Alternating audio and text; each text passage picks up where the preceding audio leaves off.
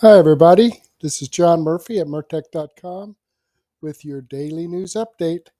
Okay, here we are on June the 21st, June the 24th in the year of our Lord 2025. I've got a lot of great information for you tonight, so let's just go ahead and click over here, Murtech on Rumble. And let's look at the video here. It says it's upcoming, but as you know, you're actually watching it. Okay, hi on Rumble. All right, glad you could join us here. Let's slide down here and open up the description box. And we have some information from Vince Dow. Then I have some information that I got off of X about RFK Jr. And then also Secretary Kennedy and CMS Administrator Oz hold news conference. This is from C-SPAN. A couple of bonuses in there. And then some information from X22 report on his episode 3671A. That's his financial information. But before we get into that, I do want to come down here and give a shout out to Elizabeth 941 just started following my channel. Veron 44 just started following my channel. FJIORNJIJN1 just started following my channel. JD Lloyd just started following my channel. So thank you very much, folks, for following my channel. I greatly appreciate that. I hope you're tuned in, and I hope you enjoy the content. All right, I've got a lot of messages here, a lot from Debbie BS. Uncloudy and Debbie BS commented on my episode 1602. Debbie BS commented on my extra 385A and 385B and 385C. Debbie BS commented on my extra 387A, 387B, and 387C.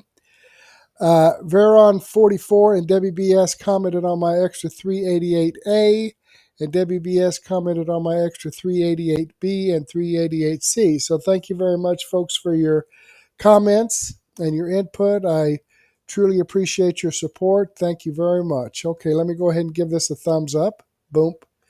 There we go. All right, let's get back here and get into the nitty-gritty here. Vince Dow, Iran stands down as retaliation missile strike on U.S. fails and Trump vows no war in Middle East. Well,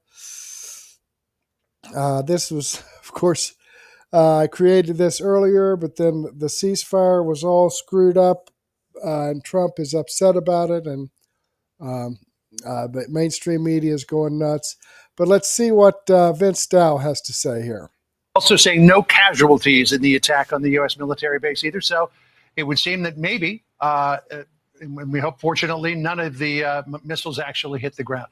Well, this is good news. This is really good news out of the Middle East, because we all knew, guys, that Iran was going to try to retaliate in some way, shape, or form. I think the big question I've been posing the past couple of days is, what is that going to look like? Because there are basically two options there. Either, number one, Iran is going to do a repeat of 2020 and the Qasem Soleimani situation, where they basically do a performative stunt in response to save face with their people, show their populace, hey, we're not just taking this sitting down, but at the same time, it was an empty thing. It's really a big nothing burger that is not meant to hurt Americans or actually start a wider war. But secondly, there was also the possibility that, hey, this time Iran really is going to be pissed. This time it's going to be different, and we will see the catalyst for an all-out regime change style war for Iran. Now, with that said, the very good news here, man, I think this is fantastic for the world, for America, for the Trump administration, and even Iran itself, right?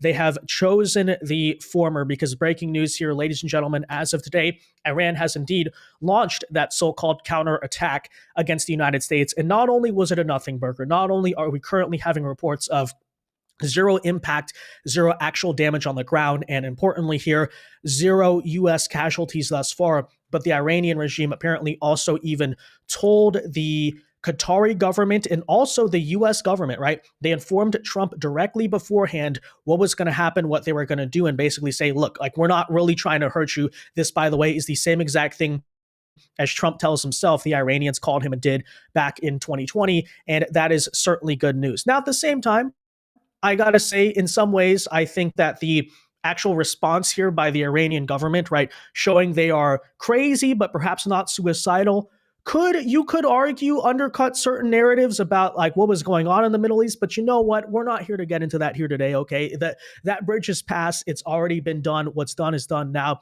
I'm just happy to see for sure 100% right that it would appear this would be the end of it. I saw a comment here saying today that the leftists better hope they still have the Mexican flags in storage because yeah, has been avoided. This very likely would seem it would be the last we hear of this. And who knows, maybe hopefully now, okay, so we did our thing, they did their thing. Can there be a future where, the Iranian regime, I'm not a supporter of like regime change. I'm not saying that that's the best option, but at the very least, like, can you maybe get them to moderate, maybe just say, okay, work on your own country, do your own thing, stop trying to fund these proxies and this like Shia revolution across the Middle East. It would be a good thing, I think, for everyone, including the Iranians themselves. We'll get into it. We'll tell you the full story. First, though, folks, do us a big favor here. As usual, if you enjoy the content, make sure you hit that like button down below. Subscribe to the channel if you are new. Subscribing here, guys, is not only the best way to support these videos, but it also ensures that you stay up to date with all of the latest news and coverage. And with that said, so we saw reports about an hour ago of the missile barrage being sent at U.S. military bases. Now, initially, the moment I saw, I think the early reporting said they sent 6 missiles towards the U.S. airbase in Qatar. I immediately was thinking to myself, well, 6 doesn't sound like a lot, right? It sounds like, and I was hoping for at the time, obviously, that this would be a performative strike.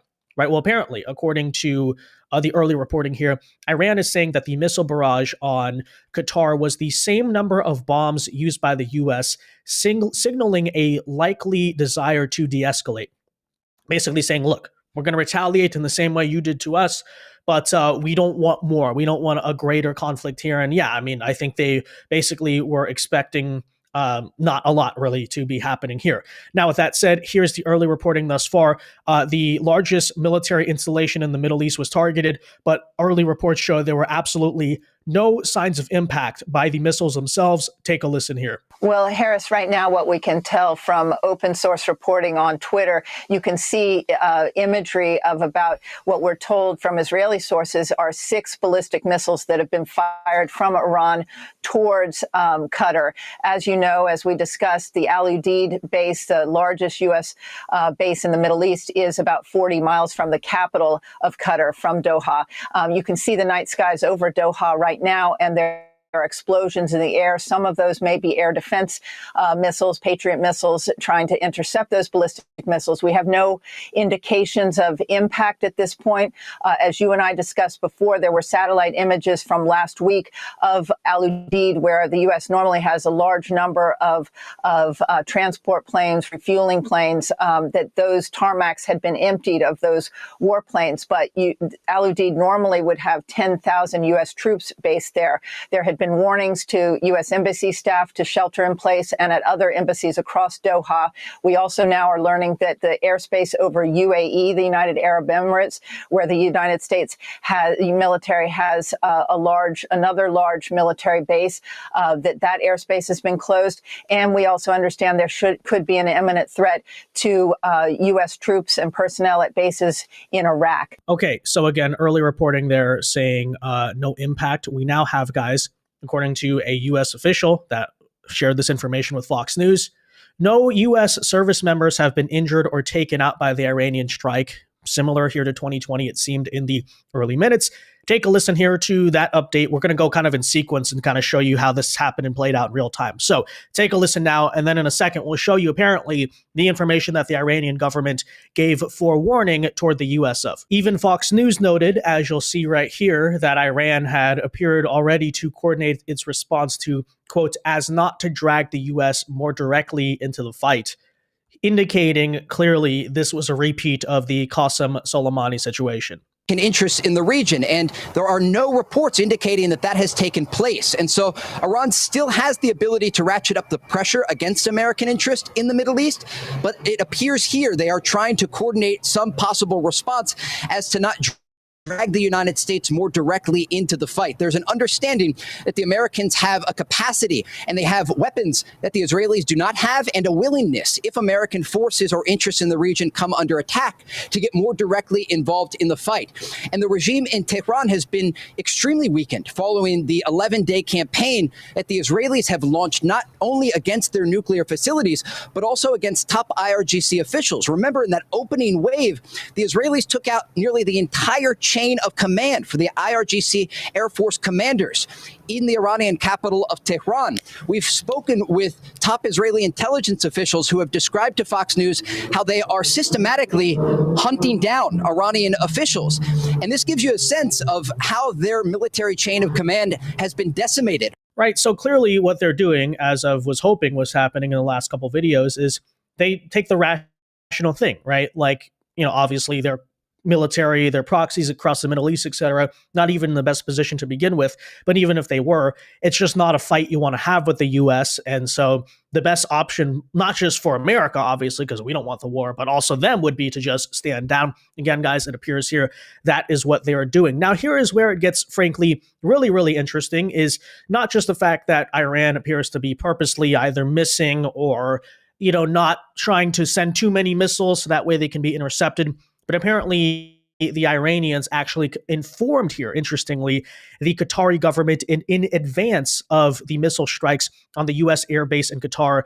The advance warning here, telling the government beforehand what they're going to do, was given to minimize casualties. Again, here showing the thing was meant to be performative, not a serious act of war. Iran here again taking the smart self-preservationist option, which again is not just the best thing for them, it's the best thing for us as well. So glad to see this is the way it is going. But that is apparently reporting here from the New York Times. Also saying no casualties in the attack on the U.S. military base either. So it would seem that maybe, and we hope fortunately, none of the missiles actually hit the ground.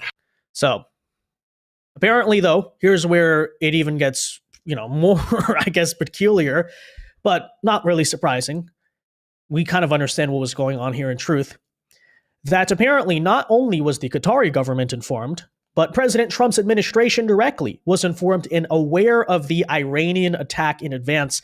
That reporting here comes according to Axios as well as the New York Times. Apparently, the New York Times is reporting here that Iran told the U.S. and Qatar that the attack was coming, according to the New York Times, wanting now to dial down the conflict after what happened on Saturday night.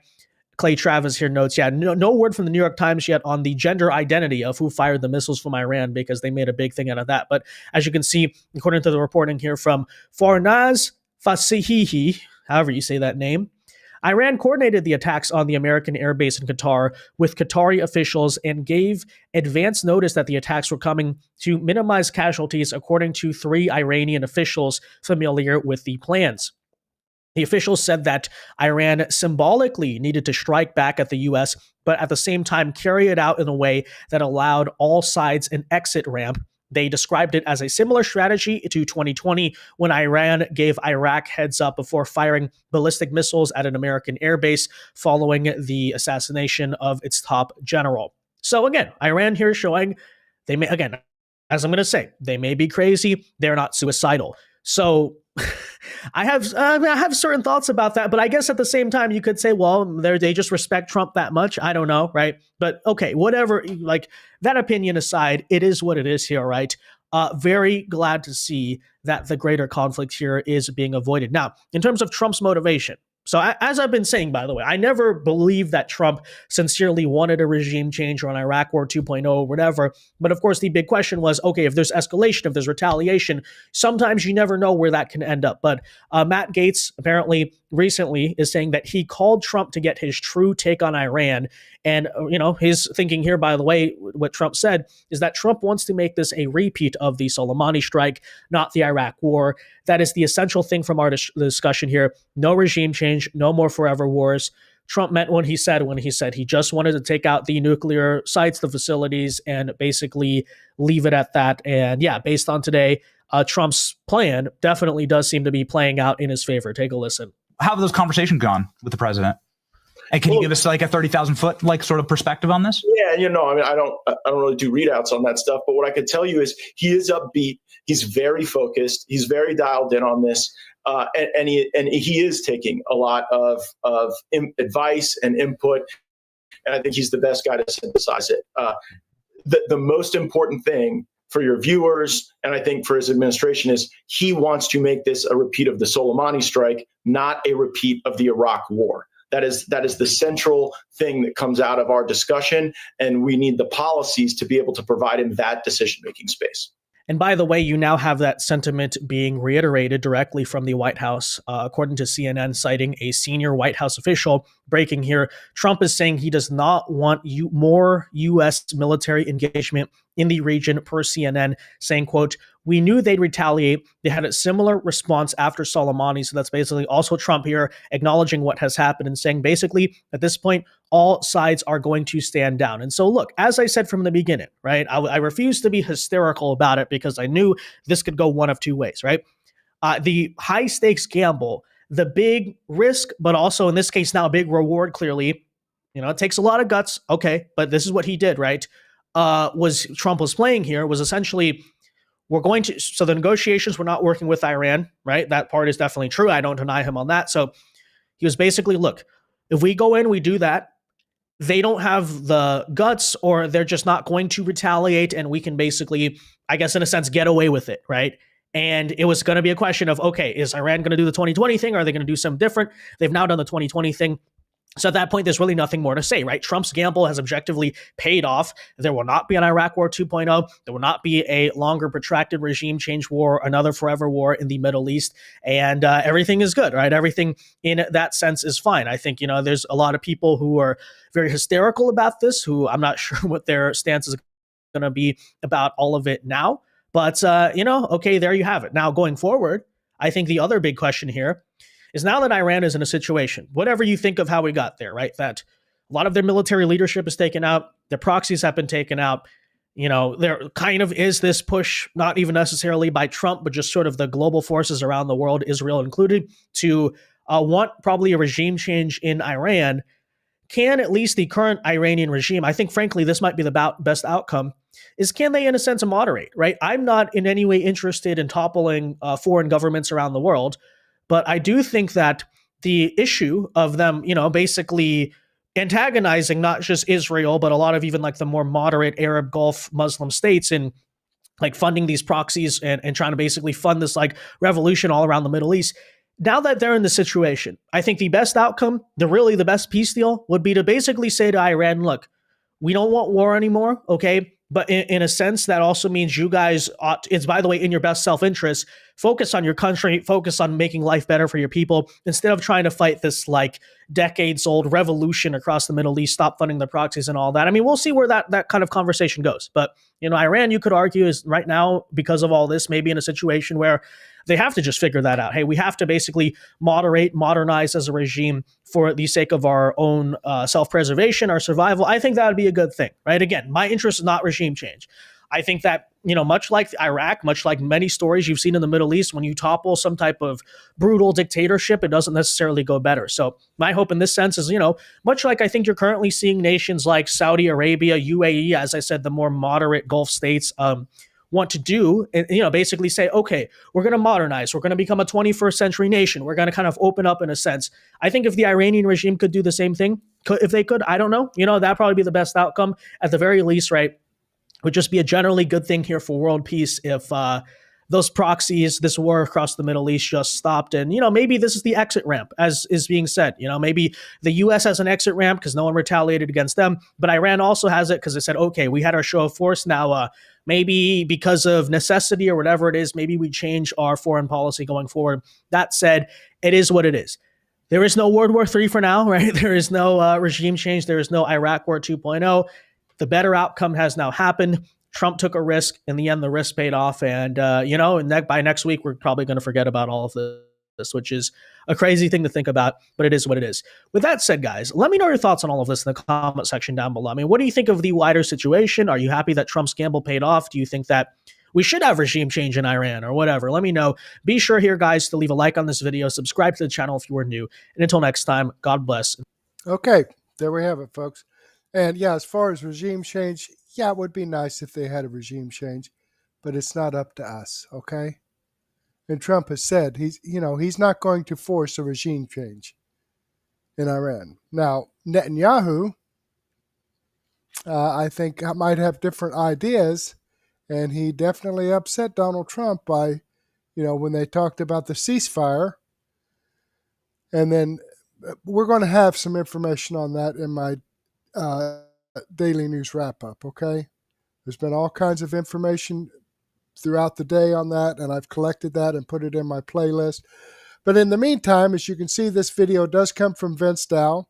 I am subscribed to his channel. I've given him a thumbs up.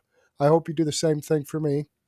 All right, let's get back here and move on to this information from, this is from Holden Culotta. She dropped this. And so this is on RFK just slashed one of the biggest administrative burdens in healthcare. Sounds like a wiener to me. Let's go ahead and listen to it. Thank you, Dr. Oz. During the transition last January, one of the people I was bringing on as a special government advisor was a long-term friend of mine called Jake Levine. And I asked Jake, can you give me an agenda, the most important things that we can do very quickly as soon as we get in there?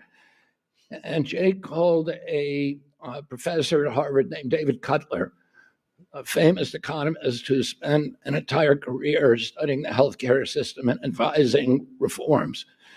And he posed that question to Dr. Cutler. He said, what is the single most important thing that we could do to improve the patient experience in this country? We could do very, very quickly without regulations and without legislation. And Dr. Cutler immediately said to him, you can convene the insurance companies and get them to voluntarily agree to end the scourge of pre-authorization. And very early on in the administration, we brought in Chris Klump. And Chris Klump, I'm going to ask Jake and Chris Klump to come up and join me. Chris Klump was a very, very uber successful healthcare entrepreneur from Silicon Valley who specialized in healthcare technology. And in building his company, he had met virtually all of the big insurance CEOs and hospital CEOs in this country. And he spent the last several months calling them each up one by one and getting them to agree to this program. And it was an extraordinary effort. I'm so happy for his leadership, for Jake's leadership on this issue. The two of them have been working hand in hand to make this extraordinary day happen. And it's so important for our country because this has been one of the worst things. As Dr. Oz pointed out, 85% of Americans say that they have had delays in healthcare because of prior authorization. And the doctors hate it. Doctors report that it costs them 12 to 15 hours a week filling out forms. Some nurses are spending over half their time dealing with the administrative burden of this. And healthcare is often delayed to Americans. The cost of administration is enormous to our healthcare system, and we're going to be able to eliminate a lot of those costs by what we're doing today. Okay, yep. Let me go ahead and pause this. But this is I've dealt with this. Okay, waiting for referrals. You got to be referred to a specialist for something. And you can't. Your doctor just can't refer it. It's got to go through the insurance company, unless you don't want the insurance company. You're not interested in the insurance company paying it. And it's totally ridiculous. Now, this struck a chord with me, and I did some more research on it. Let's go ahead and get back here. And I found the whole thing on C-SPAN, okay, where Secretary Kennedy and CMS Administrator Oz hold news conference. All right, so let's jump over here and take a listen to this. How many of you have had a pre-authorization issue in your family? Show of hands. It's about reflective of the national average. 85% of Americans say they've had pre-auth effective in ways they wish it hadn't. It's the number one complaint, not only from patients, but providers, doctors like myself are continually struggling with this issue. We have spoken frequently about how Health and Human Services and the agency in charge of Medicare, Medicaid, and the insurance plan, CMS, is open for business. We like to have private solutions when they're feasible. And today you're going to hear about one of the biggest ones possible, one that will address this issue of prior authorization. In 2023, the last data year for which we have strong data, the Medicare Advantage program, which administers care to total Medicare is about 68 million people. Half of that is Medicare Advantage. So it's 32 million people, a lot of folks. Partially or fully denied 3.2 million claims, initial requests for prior authorization. It's a lot of people, not just numbers. Those are individuals who often in the most vulnerable time in their lives needed something done and it was denied for one reason or another. Each week, on average, a physician handles about 40 of these pre-authorization issues and requests, and spends about 12 hours a week on paperwork in general, often aimed at addressing the prior authorization issue. It frustrates doctors. It sometimes results in care that is significantly delayed. It erodes public trust in the healthcare system. It's something we can't tolerate. This administration, and under the leadership of Secretary Kennedy, this agency has not wanted and has been expressing its frustration. And for good reason, because of that, and because of folks who actually maybe entered into the industry because they had the right motivations at heart.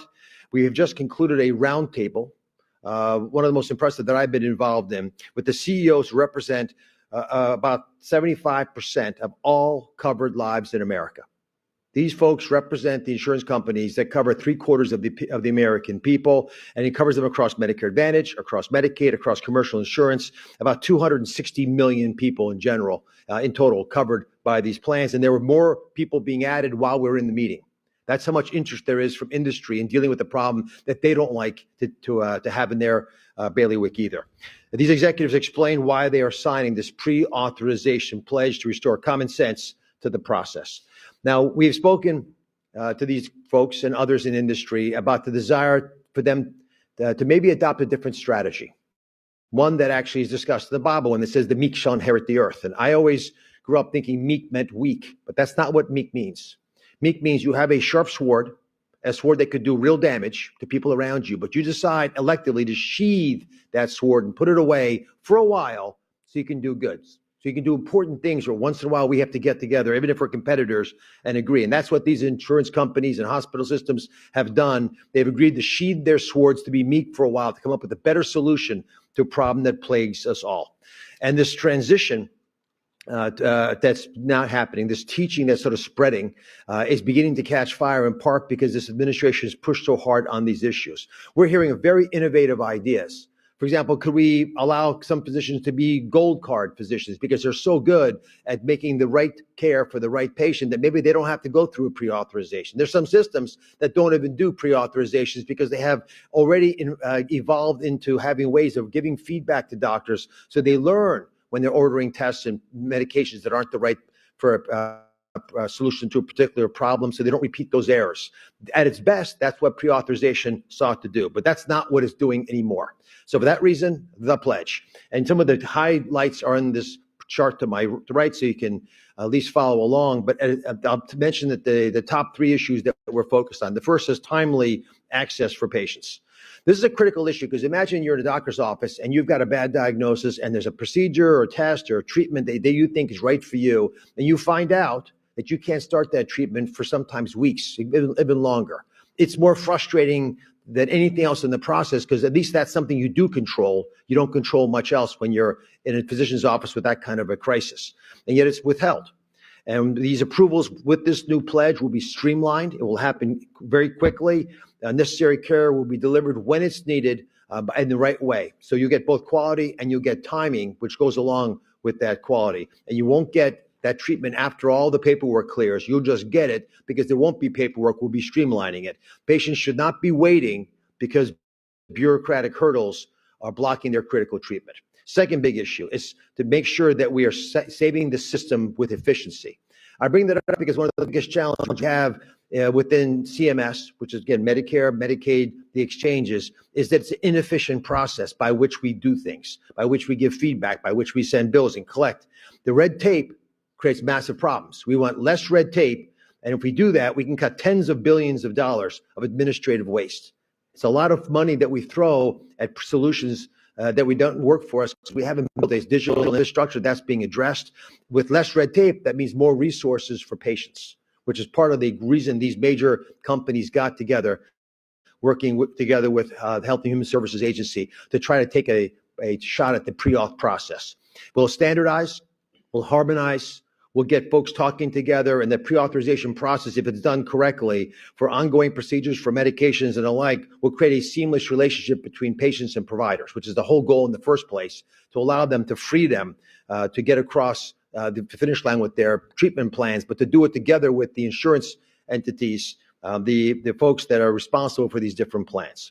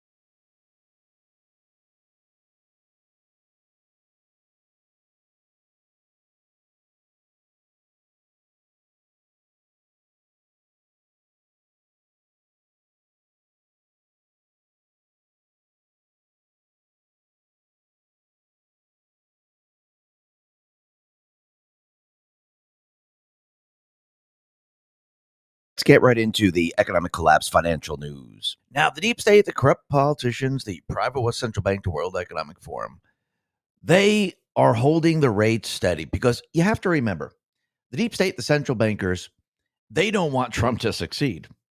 They don't want to show that everything that he's doing is actually going to improve the economy. They don't want everyone to see that the Federal Reserve is completely and utterly obsolete. And Trump, he continually calls on the Fed to lower the rates. And Trump does this on purpose because he's showing the people that we do not need the Federal Reserve. The Federal Reserve should not be controlling the rates. And eventually what's going to happen is Trump is going to remove the Federal Reserve.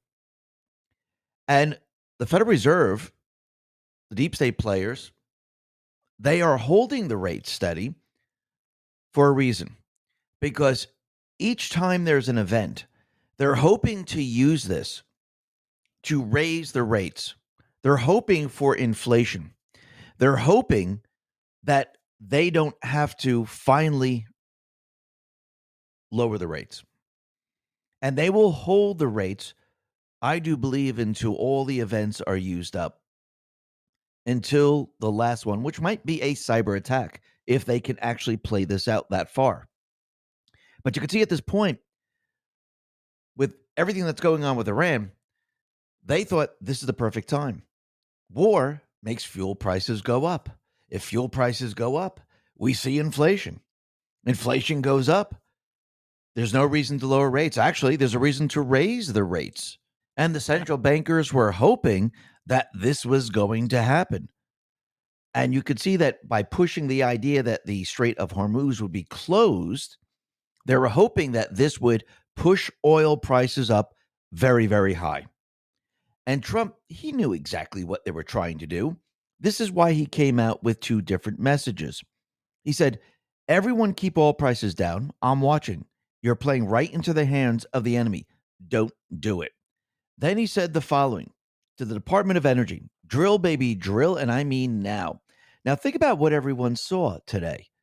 Well, if Iran decided to close the Strait of Hormuz and we entered war, we are dependent on other countries and oil prices would go up. If we are no longer dependent on other countries, we can actually keep the oil prices very, very steady here, and we will not run out, even though there is a war. Now, again, everyone goes, what about the strategic petroleum reserves? Well, Trump showed everyone what happens if there's an individual who's living in the White House and he uses the strategic petroleum reserve to lower the fuel prices while he pushes the Green New scam. We don't have the strategic petroleum reserves. He used it all up. This is the scenario that we just witnessed. And this is making for the perfect case to drill and to open up all the millions of acres so we can actually tap into the liquid gold, as Trump would call it, underneath our feet. So this way we can become energy independent. We don't have to be dependent on any other country. And you could see the deep state players, the central bankers, this is what they were trying to push. And Trump countered them with these two messages. Did oil skyrocket? No. Those individuals really saw what was going on and they realized we are not headed into World War III. And actually, oil prices started to drop. The opposite actually happened. Absolutely unbelievable. And China even warned Iran, you better not do this. You better not close the Strait of Hormuz. Now, I do believe they were doing this to keep the narrative alive and make it look like they're very upset about this, even though they had a behind-the-scenes way of getting oil via their rail system. So I do believe they just put this out there to convince people that, yeah, we were very nervous about this too.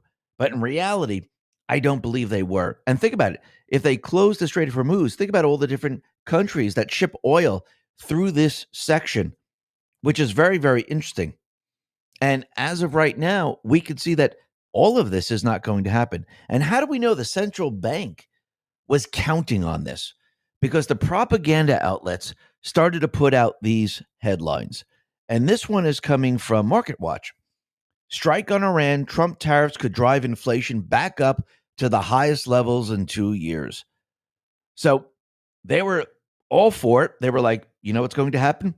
We're going to see inflation go up. All those tariffs and everything that Trump did, we're entering war right now, and we're back to where we started with inflation.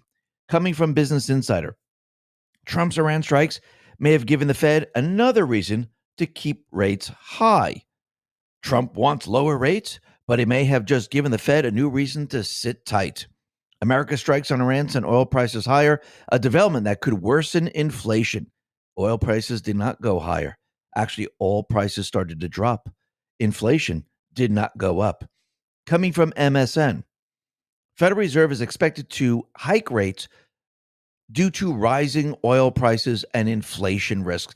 Remember, Powell has been continually out there letting everyone know that what's going to happen is that there's going to be inflation in the future. He's letting you know he's waiting for something to happen. He's waiting for an event. He's waiting for the inflation. Now, he knows there's going to be no inflation from tariffs. Remember, these people aren't stupid. They're PhDs. They know exactly what's going on. What they're hoping for some type of an event. The first one was Moody's. Didn't work out. Now we have war, which is not happening. Actually, peace is now being ushered in, and there's going to be no inflation from high oil prices. There's going to be no inflation from war. So this event also fails. So every single event so far has failed. Now, Trump, of course, is going to come out and say, listen, let's talk about our health. The government has warned that weight loss drugs like Ozempic could do more harm. We're not seeing it whatsoever. It's time to lower the rates. Now, there are certain Federal Reserve chairs that are saying, listen, we don't understand why Powell is keeping the rates steady. We probably should start cutting the rates in July. Now, once again, is Powell going to do this? Most likely not. I do believe he's being told, stay steady, stay in the holding pattern until we have the other event. Do I believe there's going to be another event? Absolutely. Now, there might not be, but I do believe that Powell put it off as best he possibly can, but people are now becoming the wiser, and they're starting to realize that, wait a minute, why aren't we lowering the rates? Trump has unemployment numbers looking pretty darn good. Inflation is going down, and the economy is really doing very, very well, especially with the tariffs. It doesn't make sense now to keep the rates where they are. We should start lowering them. Now, what's going to happen is this window that the Fed is trying to hold open, it's going to start to close, and it's going to be more and more difficult for him to explain why he's trying to keep the rates up. I mean, the explanation of eventually in the future, inflation is going to go up, that's absolutely ridiculous because, okay, if it goes up in 10 years from now, that's in the future. Does it make any sense? And Trump's argument makes sense. Listen, if it goes up, then you raise the rates. What's the big deal here? And think about what he did with Biden. Trump now is putting the spotlight on the Federal Reserve, and people now are seeing the truth. They're starting to realize that this is all political. This is because they really want the economy to crash. They don't want the economy to do well. DC Drano put this out and said, oil prices down, stock market is up, multi-trillion-dollar smart money knows there'll be no World War III, so take a breath. And already, as we could see, there is going to be absolutely no war whatsoever. And the deep state players are going to be trapped in all of this. And you can see this is not working out to their advantage. And it's going to get worse and worse as time goes on because each event is not going to work. And I do believe in the end, if they can get this off the ground, they will try the cyber attack, which will hit the financial institutions. Will push the economy into disarray, and they're hoping that they never have to show the people of this country how great the economy is going to be under Trump's presidency. But in the end, I do believe that this is also going to fail, and Trump is going to counter this, and he's going to actually show that the Federal Reserve never knew what they were talking about. The old system is just that, the old system. It's time to move into the new system. And the new system is ready to go. We don't need the Federal Reserve. We don't need them to control interest rates. We don't need them to create currency. We don't need the old banking system, which we'll still keep. But eventually, most likely, we will not need the banking system the way we know it today. And I do believe everything in this country is about to change. And it's changed multiple times if you go into the past. This is not the currency that we started off with. I mean, we changed currencies multiple times. And now we're going to change once again. I think once and for all, we will no longer use the currency that we've used in the past. I do believe everything is about to change, and we're going to be using a currency system that is very secure, and there's no single entity that can take it over. And the currency I'm talking about is probably cryptocurrency because it is on the blockchain. You can't manipulate it. No central corporation or central bank can take it over. And this way, we can actually protect ourselves against another central bank system trying to infiltrate this country. Now, do I believe gold is going to play a role in all of this? Absolutely. Think about it. If you put the gold onto the blockchain and the blockchain cannot be manipulated, it means that the gold will be secure. So if they try to move the gold out or something like that, all you have to do is look at the blockchain and you'll see how much gold there is. And they just can't manipulate it. Just like if they had, some type of document that shows how many gold bars there are, you could actually take that single document, modify it, and actually show people that no, this is the amount that we actually have. The blockchain is very, very different. So I do believe all of this combined will allow this country to actually keep the central bank from coming back in. Now, of course, what else has to be done? I do believe that we need to, once again, remove the Federal Reserve Act, remove the 16th Amendment, or create another amendment, which means the 16th Amendment is null and void. And I do believe moving forward, this will make it very, very difficult for the private central bank system to come back into existence. Remember, this is the third one in this country. And we don't want to go through 50, 60 years where all of a sudden we have another central bank trying to get into this country. So what we need to do, and I do believe this is what Trump and the Patriots are doing right now, they're going to make it very, very difficult for the deep state players to actually infiltrate this country once again. The more roadblocks you put in place, the more difficult it becomes. Now, it doesn't mean in 200, 300, 400, 500 years, they might figure out a way, but we need to make it very, very difficult. So this way, generation after generation, it makes it very, very difficult for the deep state players to actually weasel their way back into the system. And we need to educate our younger generation of why the central bank system is something we should never have in this country. And maybe there's a law that Congress needs to pass, which maybe once we get control of the House and the Senate, and once we get rid of the Federal Reserve, maybe they can create a law that says we will never accept another private West central bank system in this country. And I do believe this will be pretty darn good if we can do that. And this will actually push off the central bank for a very, very, very long time. And I do believe once the United States does it, this is going to then spread around the globe, and you're going to see every single other country do it. Because once again, I do believe that we need to get rid of the central bank, because this is what creates all this problem. This open-ended credit card, it just creates fraud. It creates criminal activity. It creates what we're seeing today with the economy. And this is why our founding fathers never wanted it. This is why our founding fathers wanted us to create our own currency. But at the time, the technology wasn't there. Yes, we can create our own coins. Yes, we can use gold and silver. Yes, we can do all these things. But again, what can the central bank system do? It can come in and say, okay, yes, you can keep the gold and silver. What we're going to do is we're just going to use pieces of paper as a rain check, and we'll use that. And then eventually what we'll do is we'll remove the pieces of paper from the gold standard, and we'll just go full fiat, where we can just print as much as we want or create electronically the blips that you see on your computer.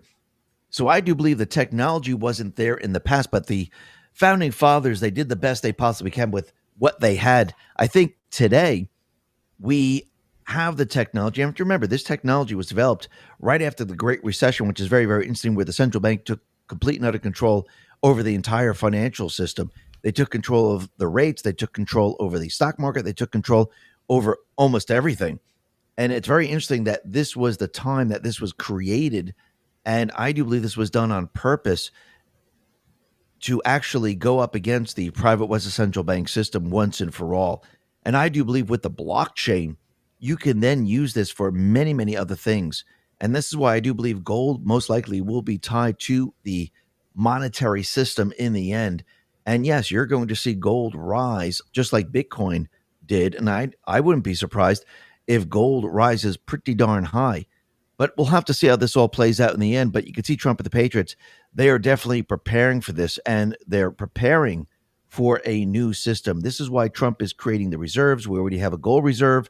And I do believe in the future, we're going to see the Federal Reserve restructured and removed, and their currency removed, and it will be replaced with the new currency, the currency of the people. And I do believe at this point, it's just a matter of time. Listen, everyone, thanks a lot for listening. Be well. Okay, there you have it, folks. And I like to listen to this because, he does have good information. And the thing about it is, the Western Central Bank, he's actually talking about the Federal Reserve, which is neither has anything to do with the federal government, nor does it have any reserves. Okay? Federal Reserve is kind of like Federal Express. It has the name Federal in it, but Federal Express has no connection with the federal government. Neither does the Federal Reserve. They just took that name to make it sound like they did. Now, back in 1913, when Woodrow Wilson, a Democrat, was the president, they allowed the Federal Reserve to handle our money. Well, what does the Federal Reserve do? When the government needs money, they have to borrow money. They call the Federal Reserve, say we need how many $1 trillion. The Federal Reserve then calls the Treasury, which is a federal entity, and orders them to print all this money. And then the Federal Reserve, after this money is printed, loans it to the government that we, the taxpayers, have to pay interest on. And they collect the interest. Okay, we're paying over $1 trillion in interest on our national debt this year. More than $1 trillion, about $1.5 trillion. Then that's one of the reasons why the Federal Reserve doesn't want to lower the rates. Because if they lower the rates, they can't charge that interest rate to the federal government. So they won't collect their trillions of dollars in interest. Okay, I never understood why, when inflation went up, the Federal Reserve jumped in and raised the interest rates. Okay, prices are high already. So you go to buy a car, the price is already a lot higher than it was. So you're going to make that price higher when the person has to finance that by charging them extra interest? Okay, the price of a house goes up and a person wants to buy a house where you're going to make those house payments even higher by raising the interest. And a lot of people are saying, oh, well, that's the reason for that is to try to cut back on some of the people doing the spending or buying, which is causing the inflation. I would think that would take care of itself by supply and demand without bumping the interest rate up so the Federal Reserve can collect more interest. That's why the freaking Federal Reserve wants to keep the interest rates high so that they can collect more interest from you and me, the taxpayer, or just add it on to the freaking debt that somebody else is going to have to pay. Our kids. All right, let's click on the link Thanks a lot for listening. And show you that this video does come from X22 Report. I'm following his channel, giving him a thumbs up. I hope you do the same thing for me. Okay, let's get back here to the description box. And what I was talking about here with RFK before I forgot that I unmuted my mic, sorry, is this, when I saw this RFK, I did some more research and found the whole thing here on C-SPAN. And right here is the link to that if you want to watch this whole thing. I mean, Dr. Oz was talking in the beginning, but then he brings on RFK Jr. and he does his talk. So I didn't want to, get into that and let you hear the same thing over again. But this is about 40 minutes altogether. If you wanted to watch the whole thing, right here is the link. And I was talking about, these doctor referrals. They're right. I mean, I had this spot on my cheek. And I went to my family physician, and she took it off. Like, I've had moles and things like that she's taken off over the years. And I had this one spot, and it came out. It started like a pimple, but then it got a scab on it. And there wasn't, it didn't come to a head. It just got a scab on it. So my wife was worried. She made me go to the doctor.